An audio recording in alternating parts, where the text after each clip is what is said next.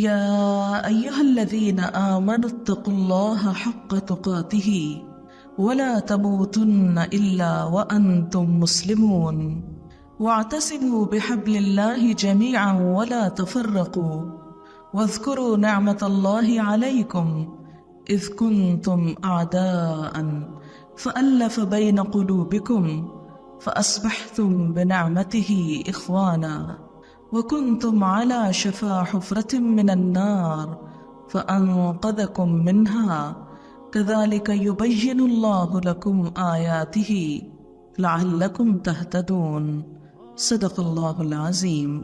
شروع کرتی ہوں اللہ کے نام سے جو بے انتہا مہربان نہایت رحم فرمانے والا ہے۔ اے لوگو جو ایمان لائے ہو، اللہ سے ڈرو جیسا کہ اس سے ڈرنے کا حق ہے، اور تمہیں موت ہرگز نہ آئے مگر اس حال میں کہ تم مسلمان ہو، اور اللہ کی رسی کو سب مل کر مضبوطی سے تھام لو اور تفرقے میں نہ پڑو۔ اللہ کی اس نعمت کو یاد کرو جو تم پر ہے۔ جب تم آپس میں دشمن تھے تو اس نے تمہارے دلوں میں الفت ڈال دی۔ یہ دنیا اللہ نے پیدا کی، اس دنیا کو چلانے والا بھی وہی ہے۔ پوری کائنات اس کے حکم کے تابع ہے۔ ہمارے آس پاس جو کچھ ہے، فطرت کی جتنی بھی چیزیں ہیں، ان سب کو دیکھ کر ایک گہرے سکون کا احساس ہوتا ہے۔ سرسبز درخت ہوں یا پہاڑ ہوں یا ستارے ہوں یا میدان ہوں، یہ تمام چیزیں دیکھتے ہی انسان کے اندر ایک سکون کا، اطمینان کا احساس جاگتا ہے۔ اس کی وجہ کیا ہے؟ اس کی وجہ یہ ہے کہ یہ تمام کے تمام اپنے رب کے تابعدار ہیں، فرما بردار ہیں۔ ارشاد باری تعالیٰ ہے وَلَهُ أَسْلَمَ مَنْ فِي السَّمَاوَاتِ وَالْأَرْضِ، اور اسی کے لیے فرما بردار ہیں وہ سب کے سب جو آسمان میں ہیں اور جو زمین میں ہیں۔ كُلٌّ لَهُ قَانِتُونَ، سب کے سب اس کی تابعداری کر رہے ہیں۔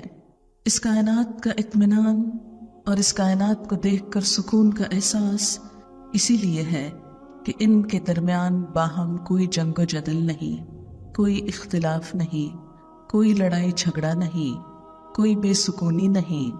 کیوں؟ اس لیے کہ ہر ایک اپنا اپنا کام کر رہا ہے، اس مقرر راستے پر جا رہا ہے جو اللہ تعالیٰ نے اس کے لیے مقرر کر دیا۔ بے شمار ان گنت ستارے ہر روز رات کو آسمان پر چمکتے ہیں اور پھر اگلے سفر پر روانہ ہو جاتے ہیں۔ صدیوں سے ہم یہ منظر دیکھ رہے ہیں۔ یہ کیوں ہے اتنے اطمینان اور سکون کے ساتھ؟ کیونکہ یہ اللہ کی تابعداری کر رہے ہیں۔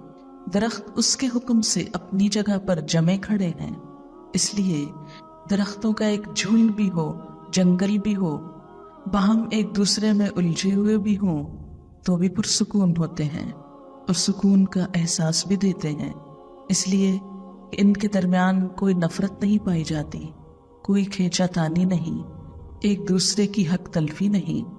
لیکن کیا بات ہے کہ وہ انسان جس کے لیے یہ سب کچھ بنا اور جسے عقل اور شعور دیا گیا، اس کی زندگی میں نہ سکون ہے نہ اطمینان ہے۔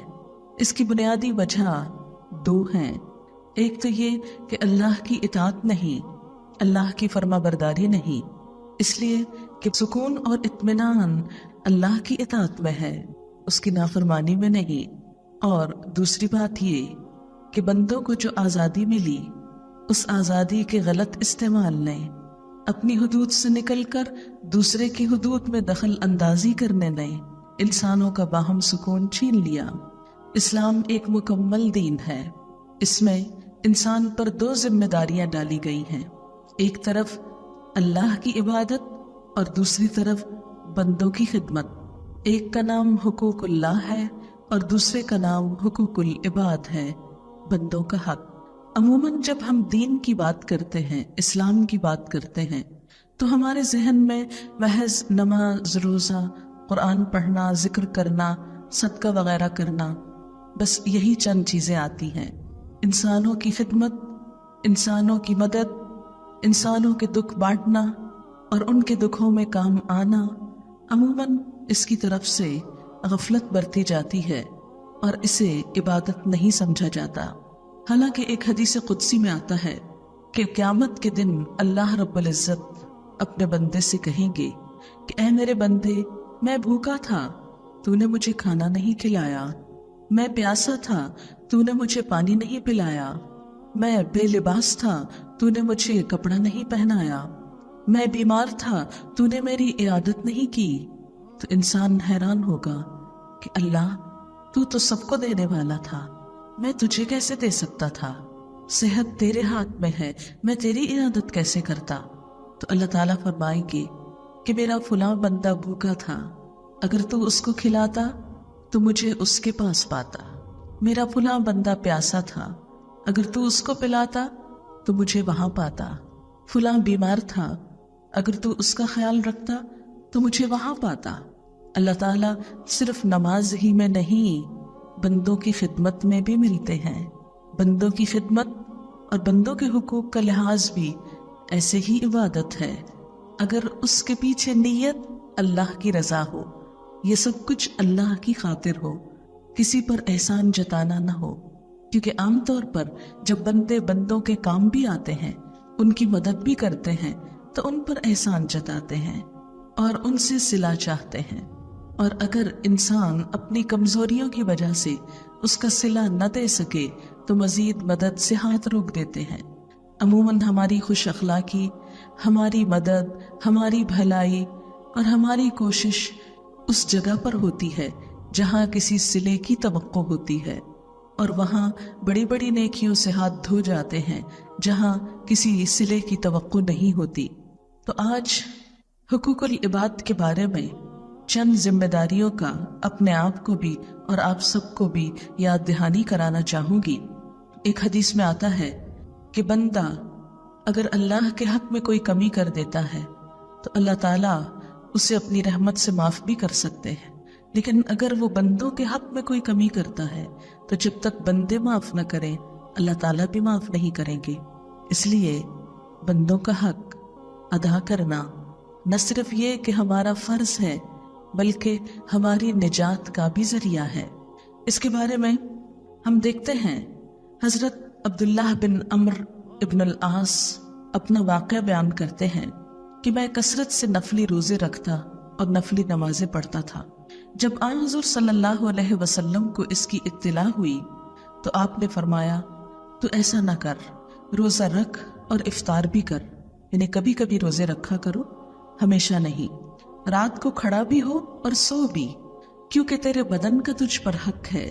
فَإِنَّ لِجَسَدِكَ عَلَيْكَ حَقٌّ وَإِنَّ لِعَيْنِكَ عَلَيْكَ حَقٌّ وَإِنَّ لِزَوْجِكَ عَلَيْكَ حَقٌّ وَإِنَّ لِزَوْرِكَ عَلَيْكَ حَقٌّ إِنْ يَحْسِبَكَ أَن تَصُومَ كُلَّ شَهْرٍ 3 أَيَّامٍ فَإِنَّ لَكَ بِكُلِّ حَسَنَةٍ 10 أَمْثَالِهَا۔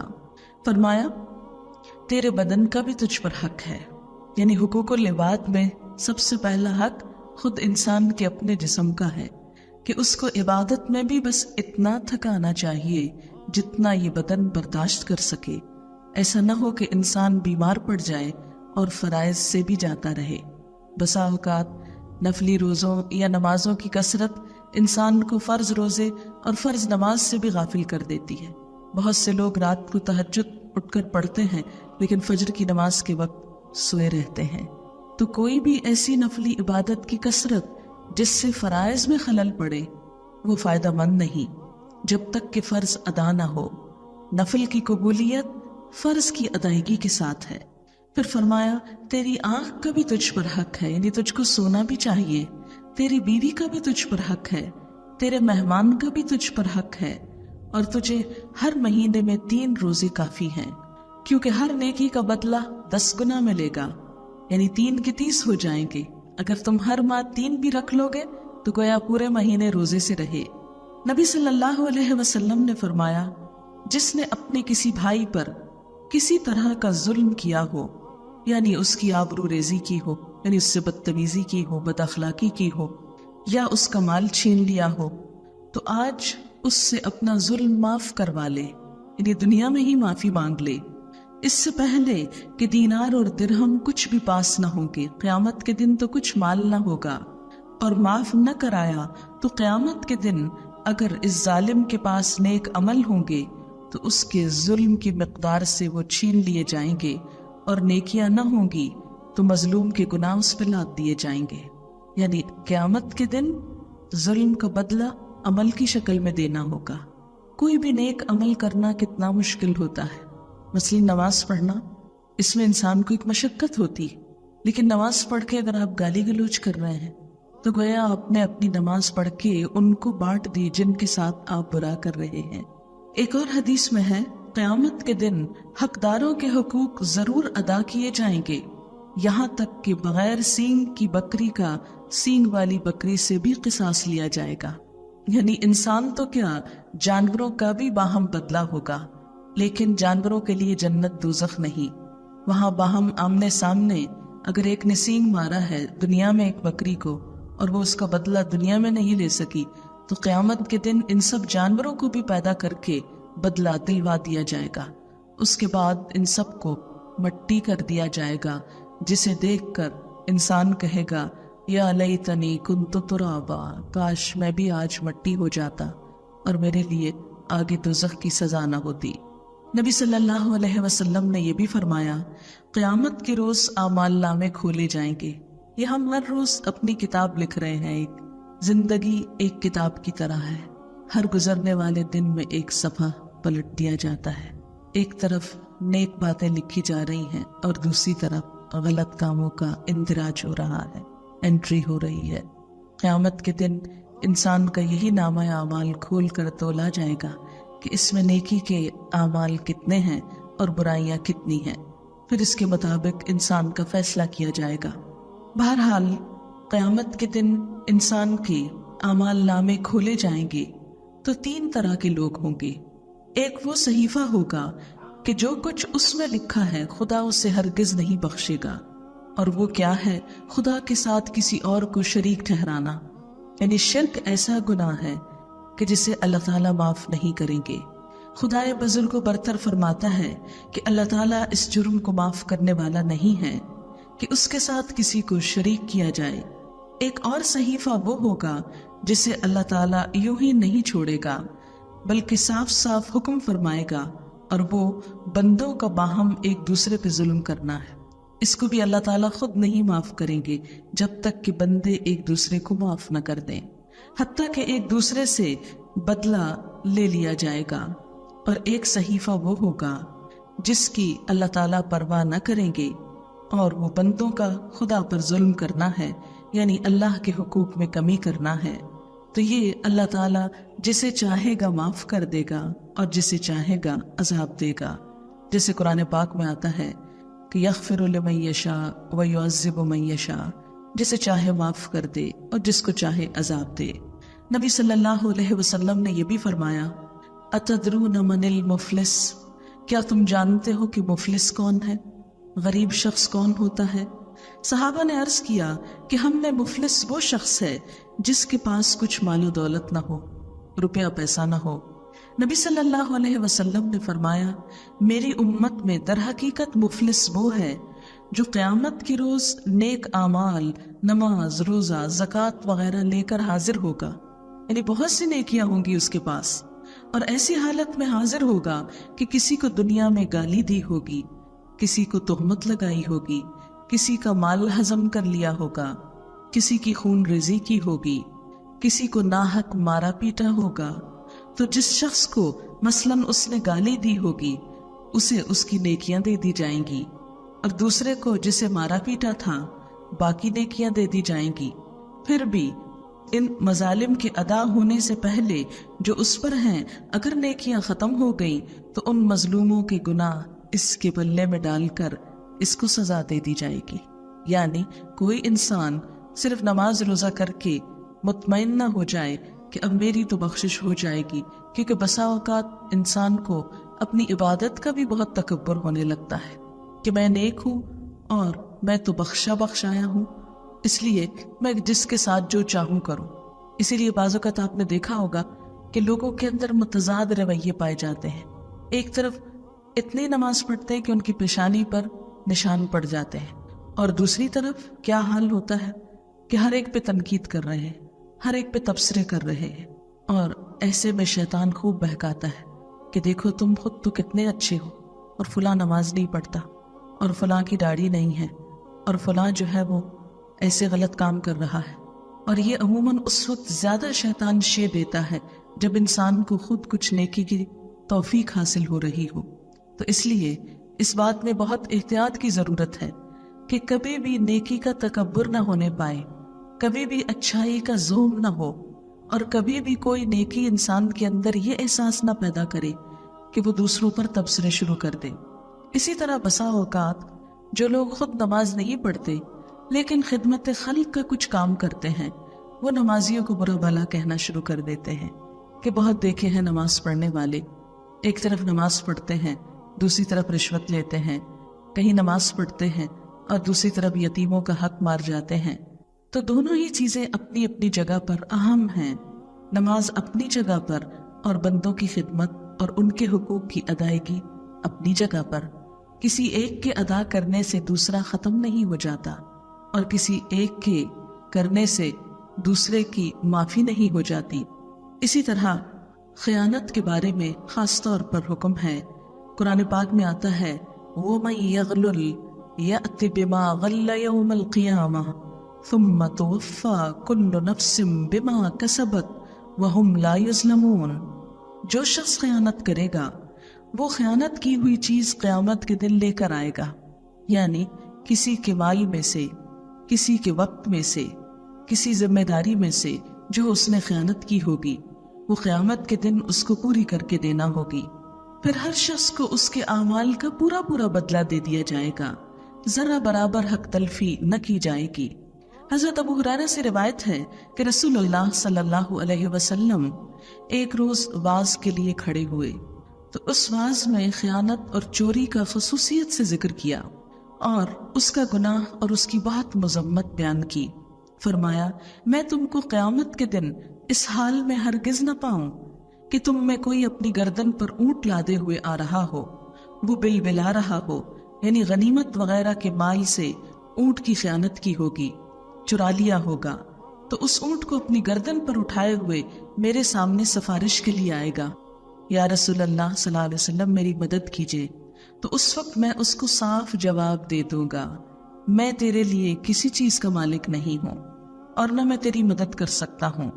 دنیا میں میں نے یہ بات تم کو بتا دی تھی، تمہیں پہنچا دی تھی کہ جو چوری کرے گا وہ اسی چیز کو لے کر خدا کے سامنے حاضر ہوگا اور میں اس کی حمایت نہ کروں گا، اور میں ہرگز نہ پاؤں تم میں سے کسی کو کہ وہ قیامت کے دن گردن پہ گھوڑا لیے ہوئے آئے اور گھوڑا ہنہنا کر آوازیں دے رہا ہو اور لوگوں کو پتہ چل جائے کہ یہ چوری کا گھوڑا ہے، وہ میرے پاس آئے اور کہے یا رسول اللہ صلی اللہ علیہ وسلم میری مدد کیجئے، میں کہوں گا میں تمہاری کچھ مدد نہیں کر سکتا، میں تو تجھ کو حکم پہنچا چکا۔ دنیا میں عام طور پر جیسے جو لوگ مثلا دیہاتوں وغیرہ میں رہتے ہیں تو آپ نے دیکھا ہوگا کہ جانور چوری ہو جاتے ہیں، بعض اوقات مرغیاں چوری ہو جاتی، بعض اوقات پیٹس چوری ہو جاتے ہیں، تو ان کے بارے میں بھی فرمایا کہ اگر کوئی کسی کی چیز اور خاص طور پر مال غنیمت کون سا مال ہوتا ہے جو جہاد کے بعد جمع ہوتا ہے اور حکومت کی ملکیت ہوتا ہے۔ آج کے دور میں آپ یوں کہہ سکیں کہ جیسے حکومت کے مال ہوتے ہیں اس کو آپ مال غنیمت سے تشبیہ دے سکتے ہیں، ایک طرح سے کہ جو پوری قوم کا ایک طرح سے سرمایہ ہوتے ہیں۔ پھر آپ نے فرمایا کہ میں تم کو ہرگز نہ پاؤں کہ کوئی قیامت کے دن اپنی گردن پہ بکری لادے ہوئے آ رہا ہو اور اس بکری کی آواز ہو، وہ میرے پاس آئے اور کہے یا رسول اللہ صلی اللہ علیہ وسلم میری مدد کیجئے، میں کہوں گا میں تمہاری کچھ مدد نہیں کر سکتا، میں تو تجھ کو حکم پہنچا چکا۔ پھر فرمایا میں تم میں سے کسی کو ہرگز اس حال میں نہ پاؤں کہ قیامت کے دن کسی غلام کو لادے ہوئے آئے کہ یا رسول اللہ صلی اللہ علیہ وسلم میری مدد کیجئے، میں کہوں گا میں کچھ نہیں کر سکتا، میں تو تمہیں دنیا میں بتا آیا تھا۔ پھر فرمایا میں ہرگز نہ پاؤں کہ تم میں سے کسی کو اس حال میں کہ قیامت کے دن اپنی گردن پر کپڑا لادے ہوئے آئے، یعنی دنیا میں اس نے غنیمت کے مال میں کپڑے کی خیانت کی تھی، وہ چوری کر لیا تھا، یعنی بغیر حق کے غیروں کے کپڑے پہنے تھے، وہ کپڑے ہلتے اور حرکت کرتے ہوں گے، وہ کہے گا یا رسول اللہ صلی اللہ علیہ وسلم میری مدد کیجئے، میں کہوں گا میں تمہارے لیے کچھ نہیں کر سکتا، میں دنیا میں حکم پہنچا چکا۔ پھر فرمایا میں قیامت کے دن کسی کو اس حال میں نہ پاؤں کہ اپنی گردن پر بے زبان چیزیں مثلاً سونا چاندی وغیرہ لادے ہوئے آئیں، وہ کہے گا یا رسول اللہ صلی اللہ علیہ وسلم میری مدد کیجیے، تو میں کہہ دوں گا میں تمہارے لیے آج کچھ نہیں کر سکتا، کیونکہ دنیا میں تم کو بتا آیا تھا۔ یہ صحیح بخاری کی روایت ہے۔ تو اس سے کیا پتہ چلتا ہے کہ عام طور پر ہمارے ہاں ایک خیال پایا جاتا ہے کہ ہم کچھ بھی کر لیں، ہم حضور صلی اللہ علیہ وسلم کی امت ہے، آپ ہماری شفاعت کرا دیں گے اور ہمارے سارے جرائم معاف ہو جائیں گے۔ ہم نے بخشش اور نجات کا ایک آسان راستہ تلاش کر رکھا ہے۔ 2 روز پہلے کسی نے مجھ سے ذکر کیا کہ میں نے کسی سے یہ کہا کہ آپ نماز پڑھا کریں، تو انہوں نے کہا کہ ہماری نمازیں معاف ہیں۔ تو انہوں نے پوچھا کس طرح معاف ہو گئی؟ کہنے لگے ہم درود شریف پڑھتے ہیں، اور ہمیں کسی نے بتایا ہے کہ جو درود شریف پڑھے گا نبی صلی اللہ علیہ وسلم اس کی شفاعت کر دیں گے، لہٰذا ہم بخشائے ہیں، ہمیں کسی بات کی فکر نہیں۔ آج کبھی حیرت ہوتی ہے نا مسلمان امت کو دیکھ کر کہ ہماری ساری تعلیمات آپ صلی اللہ علیہ وسلم کے طریقے کے خلاف ہیں۔ جس چیز سے آپ نے روکا ہم وہی کام کرتے دکھائی دیتے ہیں۔ ایسا کیوں ہے؟ اس لیے کہ ہمارے دل میں یہ اطمینان ہے کہ ہمیں آپ کی شفاعت نصیب ہوگی، لہٰذا ہم جو چاہیں کر لیں۔ تو اس پر یہ حدیث واضح کر دیتی ہے بات کو کہ اگر کوئی شخص بندوں کے حقوق میں کمی کر کے آیا، کچھ چرا کر آیا، کسی کا حق مار کر آیا، تو قیامت کے دن اس کی شفاعت نہیں ہوگی۔ آپ صلی اللہ علیہ وسلم اس کو نہیں چھڑائیں گے، نہیں بچائیں گے، اور اسے بدلہ کس سے دینا ہوگا؟ ظاہر ہے مرنے کے بعد نہ کوئی اپنے ساتھ سونا لے کر جاتا ہے، نہ چاندی لے کر جاتا ہے، نہ کرنسی لے کر جاتا ہے، نہ کپڑے لے کر جاتا ہے، نہ زمین جائیداد لے کر جاتا ہے، نہ مال گھوڑے وغیرہ لے کر جاتا ہے۔ ساتھ کیا جاتا ہے؟ جیسے ایک حدیث میں آتا ہے کہ جب انسان فوت ہوتا ہے تو اس کے ساتھ 3 چیزیں جاتی ہیں، 2 واپس آ جاتی ہیں، ایک وہیں رہ جاتی ہے۔ اس کی اولاد اور مال واپس آ جاتا ہے، اس کے اعمال اس کے ساتھ رہ جاتے ہیں۔ اب وہ ہوتا ہے اور اس کا عمل ہوتا ہے۔ اب جب قیامت کا دن ہوگا تو مال اور اولاد کام نہ آئیں گے۔ سورۃ الکہف میں واضح طور پر فرمایا المال والبنون زینت الحیات الدنیا، کہ مال اور بیٹے دنیا کی زندگی کی رونق ہیں، والباقیات، اور باقی رہنے والی چیزیں الصالحات، نیک عمل ہیں، نیکیاں ہیں، عند ربک، تیرے رب کے ہاں۔ اللہ کے پاس مال اور بیٹے کوئی قیمت نہیں رکھتے، کیونکہ یہ تو اس کے خود اپنے دیے ہوئے ہیں، وہ ان سے مروب نہیں ہوتا، وہ ان سے متاثر نہیں ہوتا، اسے تو ہمارا عمل چاہیے۔ ایک اور جگہ پر آتا ہے یوم لا ينفع مال ولا بنون الا من اتى اللہ بقلب سلیم، جس دن مال اور بیٹے نفع نہ دیں گے مگر جو اللہ کے پاس سلامت دل لے کر آیا۔ سلامت دل کہ جس میں اللہ کی محبت ہو، اللہ کی اطاعت کا جذبہ ہو، اور کسی قسم کی کوئی خیانت اور کوئی بدنیتی نہ ہو۔ پھر اسی طرح ایک اور حدیث ہے، حضرت عبداللہ بن عمر فرماتے ہیں کہ نبی صلی اللہ علیہ وسلم کی عادت تھی کہ جب جہاد میں غنیمت کا مال حاصل ہوتا تو آپ حضرت بلال کو ارشاد فرماتے کہ لشکر میں اعلان کر دو کہ جن کے پاس غنیمت کے مال میں سے کچھ بھی ہو لا کر جمع کر دے۔ چنانچہ سب لوگ لا کر اکٹھا کر دیتے، آپ 5واں حصہ نکال کر باقی سب میں تقسیم کر دیتے۔ ایک مرتبہ ایسا اتفاق ہوا کہ آپ کے تقسیم کرنے کے بعد ایک صاحب بال کی لگام لیے ہوئے حاضر ہوئے اور عرض کیا یہ غنیمت میں سے میں نے لی تھی۔ آپ نے فرمایا کیا تم نے بلال کی 3 مرتبہ منادی یعنی آواز نہیں سنی تھی؟ اس نے عرض کیا یا رسول اللہ صلی اللہ علیہ وسلم سنی تو تھی۔ آپ نے فرمایا اس وقت لانے سے کس چیز نے منع کیا تھا؟ اس نے کوئی عذر بیان کیا جو قبول نہ ہوا۔ آپ نے فرمایا تم آج اس کو اپنے پاس ہی رکھو، قیامت کے دن اس کو لاؤ گے، آج میں اس کو قبول نہیں کرتا۔ یعنی جب کہا گیا تو تم نہیں لائے، اب لائے ہو، اب قبول نہیں، اب قیامت کے دن تمہارے اعمال سے اس کو بدلہ لیا جائے گا۔ اسی طرح ایک مرتبہ آپ کے خادم نے غنیمت کے مال میں سے ایک چادر چرا لی۔ جہاد میں تیر لگنے سے وہ شخص شہید ہو گیا۔ لوگوں نے اس کے مرنے پر مبارکباد دی کہ جنت مبارک ہو، شہید ہو گیا، جنت میں جائے گا۔ نبی صلی اللہ علیہ وسلم نے فرمایا ہرگز نہیں، خدا کی قسم جس چادر کو خیبر کی جنگ میں اس نے چرایا تھا، اس حال میں کہ وہ تقسیم نہیں ہوئی تھی، وہ چادر اس غلام پر دوزخ کی آگ بھڑکا رہی ہے۔ شہادت تک کا اجر اور ثواب ضائع ہو جاتا ہے اگر انسان لوگوں کے مشترک مال میں سے حصہ تقسیم ہونے سے پہلے ہی خود نکال لے۔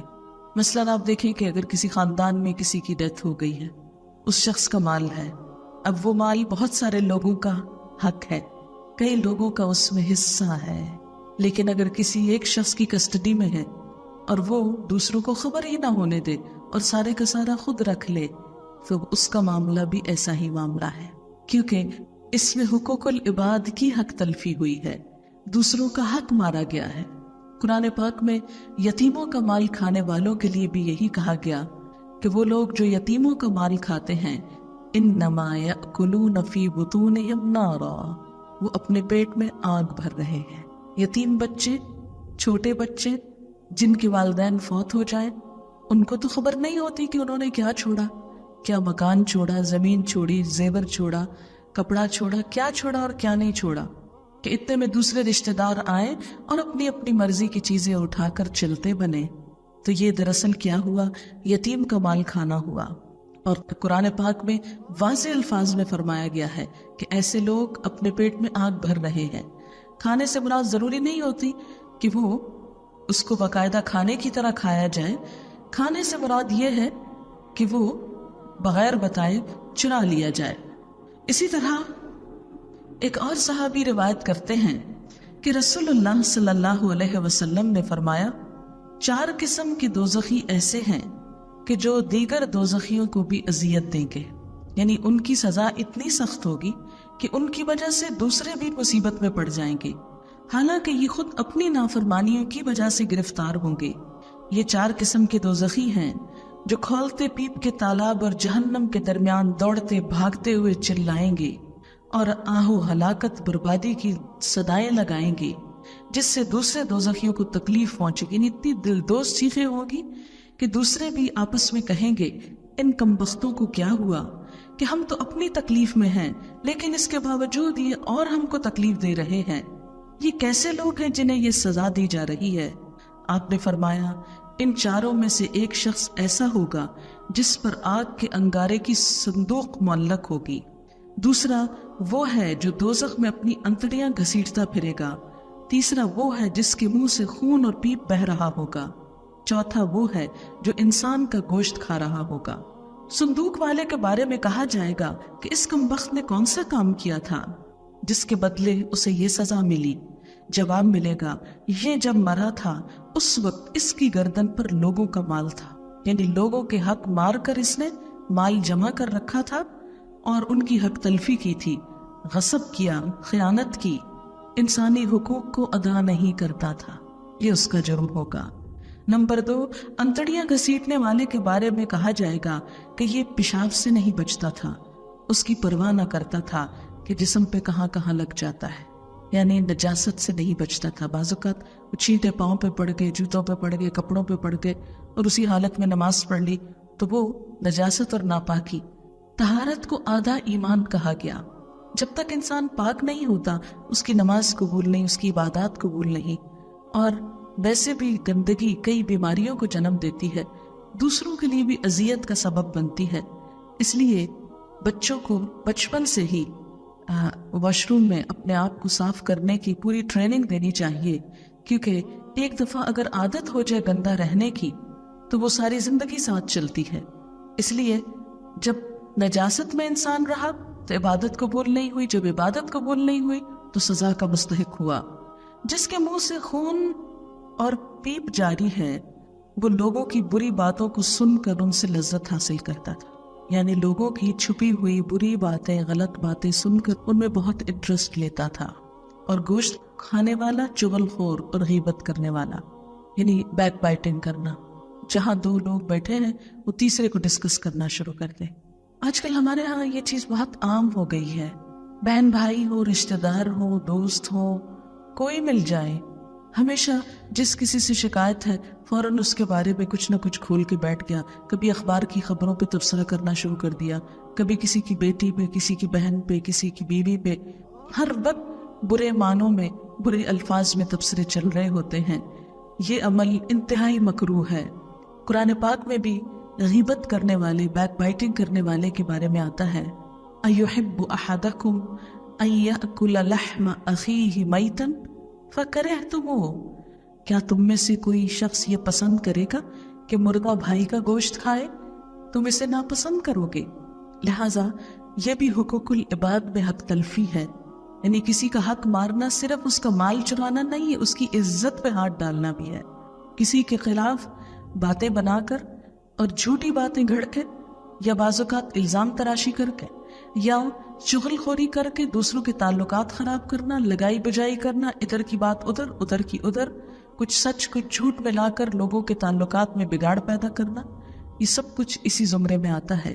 اور آپ دیکھیں کہ بسا اوقات گھر اجڑ جاتے ہیں، لوگوں کی زندگی اذیت میں ہو جاتی ہے ایسی حرکتوں کی وجہ سے، گھر ٹوٹ جاتے ہیں۔ ہمارے معاشرے میں ساس بہو کے جتنے بھی جھگڑے، ان میں عموماً یہی چیز کار فرما ہوتی کہ بہو جب شوہر کے پاس بیٹھی ہے تو ساس کی برائیاں کر رہی ہے، ساس کو تنہائی میں موقع مل گیا تو بہو کے خلاف باتیں کر رہی، ایک دوسرے کے خلاف کان بھرے چلے جا رہے ہیں، جس کی وجہ سے بدگمانیاں پیدا ہوتی، تعلقات میں خرابی، اور پھر لڑائی جھگڑا، اور یہاں تک نوبت بعض اوقات پہنچ جاتی ہے کہ ایک دوسرے کی شکل دیکھنا بھی گوارا نہیں ہوتی۔ خود سوچئے کہ ایک گھر جب ٹوٹتا ہے تو کتنے لوگ اس سے متاثر ہوتے ہیں، دونوں افراد کے پیرنٹس، سارے رشتہ دار، اور وہ فیملی، نسل، اولاد، سب کے سب اس سے متاثر ہوتے۔ ایک شخص کی لگائی بجھائی پورے گھر کو آگ لگا دیتی، پورے خاندان کو جلا کے رکھ دیتی۔ اس لیے ایسے لوگ قیامت کے دن سخت ترین سزا پائیں گے۔ پھر اسی طرح ہمسایوں اور پڑوسیوں کے حقوق کا بھی خیال رکھنا چاہیے۔ پڑوسی رشتہ دار ہو یا غیر رشتہ دار، مسلمان ہو یا نان مسلم، کوئی بھی ہو، سب کے حقوق برابر ہیں۔ ان کا خیال رکھنا، ان کو اذیت سے بچانا، یہ مسلمان کی ذمہ داری ہے۔ قرآن پاک میں آتا ہے وَالْجَارِ ذِي الْقُرْبَى وَالْجَارِ الْجُنُبِ وَالصَّاحِبِ بِالْجَنْبِ، کہ اللہ تعالیٰ نے قریب کے ہمسائے اور بیگانہ ہمسائے اور پہلو کے ساتھی، یعنی کولیگز، کہیں پر بھی جو بیٹھتے ہو ساتھ، کسی مجلس میں، کہیں کسی سواری پر، کسی کلاس روم میں، کہیں پر بھی جو لوگ ساتھ ساتھ بیٹھے ہوں، ان کے حقوق کا لحاظ رکھنا یہ قرآن کا حکم ہے۔ نبی صلی اللہ علیہ وسلم نے فرمایا جو اللہ اور قیامت کے دن پر ایمان رکھتا ہے تو وہ اپنے پڑوسی کو تکلیف نہ دے، بلکہ اس کے ساتھ نیک سلوک کرے اور مہربانی سے پیش آئے، اور جو اللہ اور قیامت پر ایمان رکھتا ہے اسے چاہیے کہ اپنے مہمان کی عزت کرے۔ جو اللہ اور قیامت کے دن پر ایمان رکھتا ہے وہ نیک بات کرے یا چپ رہے، یعنی اگر بات کرنی ہے تو کوئی اچھی بات کہے، ورنہ خاموشی اختیار کرے۔ بخاری اور مسلم کی حدیث تھی۔ اسی طرح آپ صلی اللہ علیہ وسلم نے فرمایا جس نے اپنے پڑوسی کو تکلیف دی اس نے مجھے تکلیف دی۔ یہ کتنی بڑی بات ہے کہ جس نے پڑوسی کو ستایا اس نے نبی صلی اللہ علیہ وسلم کو ستایا۔ اچھا، پڑوسی کو ستانا کیا ہوتا ہے؟ لاؤڈلی میوزک بجانا کہ وہ دوسرے سو نہ سکے، مستقل شور برپا کیے رکھنا، اسی طرح گندگی پھینک دینا، یا کسی بھی طریقے سے مثلاً اپنی عمارت کو اس طرح تعمیر کرنا کہ ان کی ہوا رک جائے، یا ان کے سایہ ختم ہو جائے، یا ان کی دیوار پر ایسا استعمال کریے، اپنے گھر میں کوئی ایسی کھدائی کر لینا کہ ان کی بنیادوں میں پانی چلا جائے، یعنی کوئی بھی چیز جو ہمسائے کو اذیت دینے والی ہو، ان سب چیزوں سے بچنا ضروری ہے۔ آپ نے فرمایا جس نے پڑوسی کو تکلیف دی اس نے مجھے تکلیف دی، جس نے مجھے تکلیف دی اس نے خدا کو تکلیف دی، اور جس نے پڑوسی سے لڑائی کی اس نے مجھ سے لڑائی کی، جس نے مجھ سے لڑائی کی اس نے خدا سے لڑائی کی۔ اور آپ دیکھیں کہ ہمارے ہاں عموماً جہالت کی وجہ سے کس قدر پڑوس، جہاں لوگوں کے گھر قریب قریب ہوتے ہیں خصوصاً، یا اوپر نیچے ہوتے ہیں، بسا اوقات کتنا بگاڑ ہوتا ہے۔ اسی طرح آپ صلی اللہ علیہ وسلم نے فرمایا وہ بندہ جنت میں داخل نہیں ہوگا جس کا پڑوسی اس کی تکلیفوں سے محفوظ نہیں ہوگا، یعنی پڑوسی اس کے لیے رکاوٹ بن جائے گا جس کے ساتھ وہ اچھا سلوک نہ کرتا ہو۔ نبی صلی اللہ علیہ وسلم کے پاس آ کر بتایا گیا کہ فلاں عورت زیادہ نماز پڑھتی ہے، صدقہ خیرات کرتی ہے، روزے رکھتی ہے، لیکن اپنے ہمسائے کو زبان سے تکلیف دیتی ہے۔ آپ نے فرمایا وہ جہنم میں جائے گی۔ نماز روزہ بھی قبول نہیں اگر زبان سے دوسروں کو اذیت دیے چلے جانا۔ بعض اوقات کیا ہوتا ہے کہ کچھ لوگ فارغ ہوتے ہیں، ان کا کچھ کام نہیں ہوتا، وہ جا سڑک پر بیٹھتے ہیں یا یہ کہ دروازوں میں بیٹھ جاتے ہیں اور ہر گزرنے والے کے اوپر تبصرے کرتے ہیں، باتیں بناتے ہیں، بعض اوقات راستہ روک کے بیٹھ جاتے ہیں، تو یہ تمام چیزیں اذیت دینے میں آ جاتی ہیں۔ نبی صلی اللہ علیہ وسلم نے حضرت جبریل علیہ السلام سے روایت کیا ہے کہ حضرت جبریل نے مجھ کو اتنی زیادہ پڑوسی کے بارے میں تلقین کی کہ میں سمجھا کہ ان کو وراثت میں بھی شریک کر دیا جائے گا، یعنی وراثت کا بھی حصہ دے دیا جائے گا۔ آپ نے فرمایا کہ اللہ کے نزدیک ساتھیوں میں سے وہ افضل ہے جو اپنے ساتھی کے لیے بہتر ہو، یعنی کوئی بھی کمپینین شپ، دوست ہو، ہسبینڈ وائف ہو، بہن بھائی ہو، کلیگز ہو، فرمایا کہ سب سے اچھا وہ جو اپنے ساتھ رہنے والے کے لیے اچھا ہو۔ اسی لیے آپ نے فرمایا کہ تم میں سب سے اچھا اخلاق اس کا ہے جو اپنی بیوی کے لیے اخلاق میں اچھا ہے۔ خیرکم خیرکم لأہلہ وأنا خیرکم لأہلی، سب سے اچھا وہ ہے جو اپنے گھر والوں کے لیے اچھا ہے، اور انسان کے بہترین اخلاق کا اندازہ اس کی گواہی گھر والے ہی دے سکتے، کیونکہ باہر تو آپ پریٹینڈ کر سکتے ہیں، مصنوعی مسکراہٹ مسکرا سکتے ہیں، لیکن گھر میں آپ یہ نہیں کر سکتے۔ اسی لیے بہت سے لوگوں کو دیکھا گیا کہ باہر بہت اچھے ہوں گے، گھر پلٹتے ہی ان کا موڈ آف ہو جائے گا، کسی سے سیدھے منہ بات نہیں کریں گے، کبھی شاؤٹ کریں گے، بسا اوقات باہر کے بھی سارے غیظ غضب غصے گھر والوں پہ آ کے نکالیں گے، تو یہ چیز ناپسندیدہ ہے، ایک مومن کا اخلاق نہیں۔ فرمایا اللہ کے نزدیک ساتھیوں میں وہ افضل ہے جو اپنے ساتھی کے لیے بہتر ہو، پڑوسیوں میں سے وہ بہتر ہے جو پڑوسی کے لیے بہتر ہو۔ آپ نے فرمایا قیامت کے دن سب سے پہلے خدا کے سامنے دو پڑوسی پیش ہوں گے جنہوں نے ایک دوسرے کا حق ادا نہ کیا ہوگا، یعنی ان کا مقدمہ آئے گا۔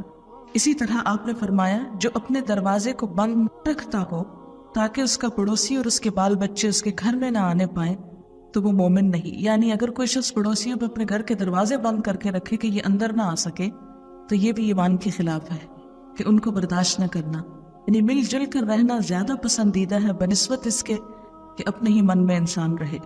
اسی طرح یتیموں کا حق ہے، آپ صلی اللہ علیہ وسلم نے فرمایا میں اور یتیم کی پرورش کا ذمہ دار دونوں جنت میں اس طرح ساتھ رہیں گے جیسے یہ دو انگلیاں، یعنی شہادت والی اور درمیان والی، اور دونوں کے درمیان تھوڑا سا فاصلہ تھا، یعنی قریب قریب ہوں گے۔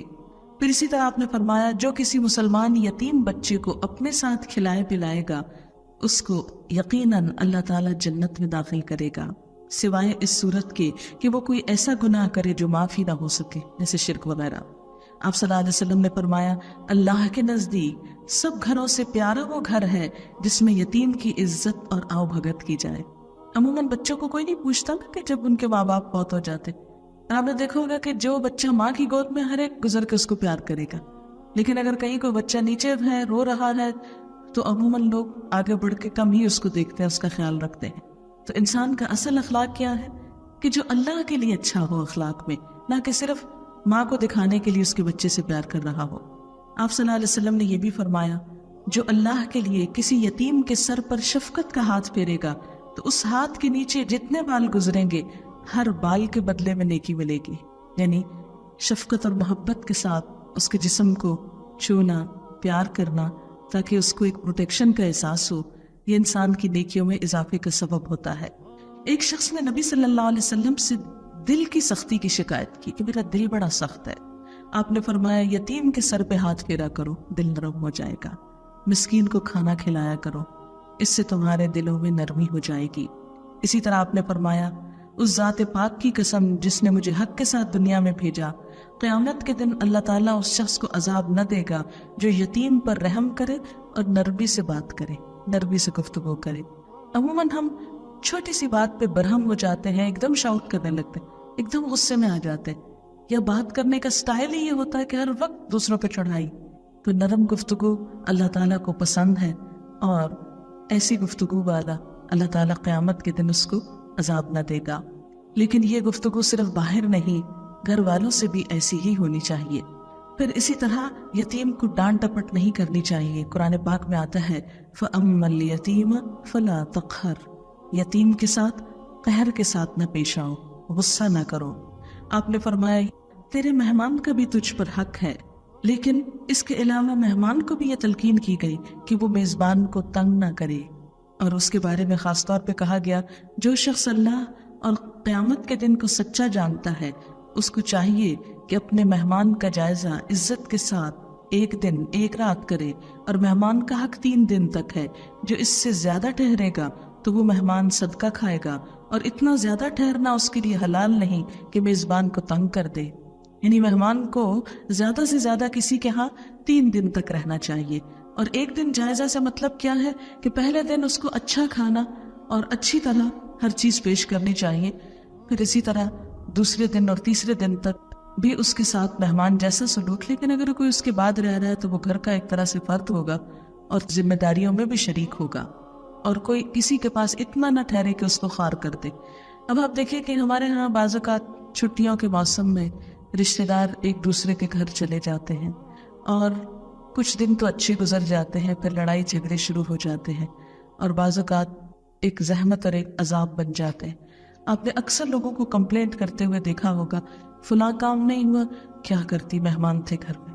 یعنی ہمیشہ لوگ مہمانوں کو فوٹ کرتے رہتے ہیں، ایک عذر اور بہانہ رکھتے ہیں کہ ان کی وجہ سے ان کے معمولات میں خلل ہو گیا، کیونکہ بسا اوقات ٹھہرانے کی جگہ مناسب نہیں ہوتی، بسا اوقات کھلانے کے لیے اتنا انسان کے پاس نہیں ہوتا، بعض اوقات انسان کی اپنی روٹین پر فرق پڑ جاتا ہے، خصوصاً جب مہمان کے تقاضے بہت ہوں۔ تو ان تمام چیزوں سے بچنے کو کہا گیا۔ پھر اسی طرح والدین کے حقوق کے بارے میں کہا گیا کہ اللہ کے بعد سب سے بڑا حق جو ہے والدین کا ہے۔